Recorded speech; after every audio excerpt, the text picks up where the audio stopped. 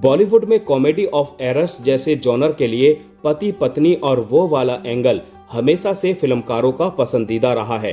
यही वजह है कि इस जॉनर को भुनाने के लिए रंग बिरंगी पति पत्नी और वो, बीवी नंबर 1, घर वाली बाहर वाली, साजन चले ससुराल जैसी कई फिल्में बनी हैं।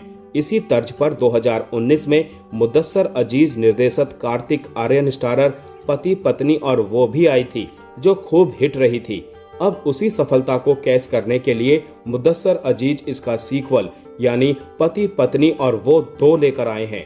लेकिन दोस्तों, अफसोस कि कमजोर स्क्रिप्ट, लाउड कॉमेडी और लॉजिक की कमी के कारण ये हंसने हंसाने वाली फिल्म एक फैमिली एंटरटेनर बनने से चूक गई। कहानी प्रयागराज के फॉरेस्ट विभाग के इंचार्ज प्रजापति पांडे यानी आयुष्मान खुराना के इर्द गिर्द घूमती है, जो अपनी महत्वाकांक्षी पत्रकार पत्नी अपर्णा से बेहद प्यार करता है। अपर्णा यानी वामिका गब्बी। अपर्णा अपना खुद का न्यूज चैनल शुरू करने का सपना देख रही है, जबकि उनकी करीबी दोस्त नीलोफर यानी रकुल प्रीत सिंह प्रजापति के ही विभाग में काम करती है। तीनों की जिंदगी आराम से चल रही होती है, तभी बनारस से प्रजापति की पुरानी दोस्त चंचल यानी सारा अली खान मदद मांगने आ पहुंचती है। असल में चंचल बाहुबली नेता गजराज सिंह यानी तिग्मांशु धूलिया के बेटे से प्यार करती है, लेकिन उसकी जाति उनके रिश्ते की सबसे बड़ी रुकावट बन जाती है। अपने प्रेमी के साथ भागने के लिए उसे कुछ दिनों का वक्त चाहिए, इसीलिए वो प्रजापति से अपना नकली बॉयफ्रेंड बनने की गुजारिश करती है। मजबूरी में शुरू हुई ये झूठी प्रेम कहानी जल्द ही गलतफहमियों, झूठ और मजेदार कंफ्यूजन का ऐसा जाल बन जाती है, जिसमें सिर्फ प्रजापति और चंचल ही नहीं बल्कि अपर्णा, नीलोफर और कहानी के बाकी किरदार भी उलझते चले जाते हैं। निर्देशक मुदस्सर अजीज की यह सीक्वल एक साफ सुथरी फैमिली कॉमेडी का वादा करती है और कुछ हद तक उस पर खरी भी उतरती है। फिल्म में कई बेतुके लेकिन मनोरंजक दृश्य हैं जो हंसाते हैं। हालांकि कहानी की बुनियादी कमजोरियां इसे पूरी तरह असरदार बनने से रोक देती हैं। फिल्म की शुरुआत दिलचस्प अंदाज में होती है, लेकिन पहला भाग काफी सपाट और धीमा महसूस होता है।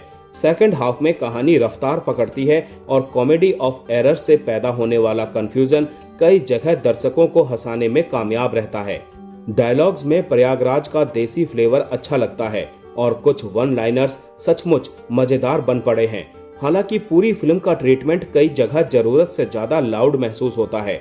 निर्देशक किरदारों को अपेक्षित गहराई नहीं दे पाए हैं, जिसकी वजह से इमोशनल हिस्से असर छोड़ने में कमजोर पड़ जाते हैं। संगीत की बात करें तो कई संगीतकारों की मौजूदगी के बावजूद सिर्फ हमने दिल वहीं लगाया और रूप दी रानी जैसे गाने ही याद रह जाते हैं।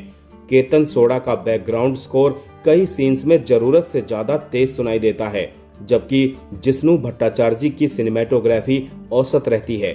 फिल्म में कई जगह लॉजिक की कमी जरूर खलती है, लेकिन 2 घंटे से कम का इसका रन टाइम इसे बोझिल होने से बचा लेता है और ये मनोरंजन का प्रभाव बनाए रखता है।